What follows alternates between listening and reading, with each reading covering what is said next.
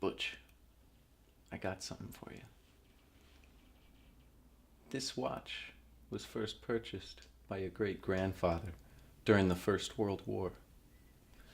It was bought in a little general store in Knoxville, Tennessee, made by the first company to ever make wristwatches. Up until then, people just carried pocket watches. It was bought by Private Doughboy Orion Coolidge the day he set sail for Paris. It was your great-grandfather's war watch. He wore this watch every day. He was in that war. When it was over, he came home to your great-grandmother, took the watch off, put it in an old coffee can, and in that can it stayed until your granddad, Dane Coolidge, was called upon by his country to go overseas and fight the Germans once again.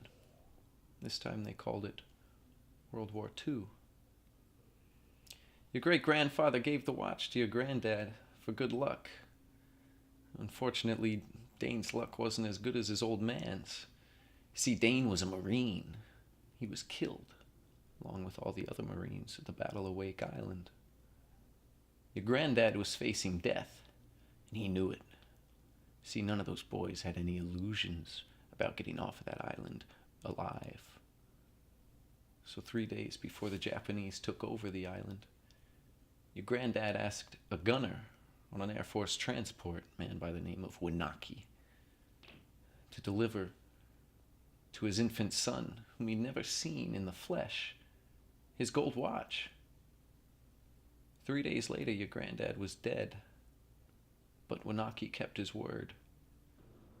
When the war was over, he paid a visit to your grandmother to deliver to your infant father his dad's gold watch. This watch!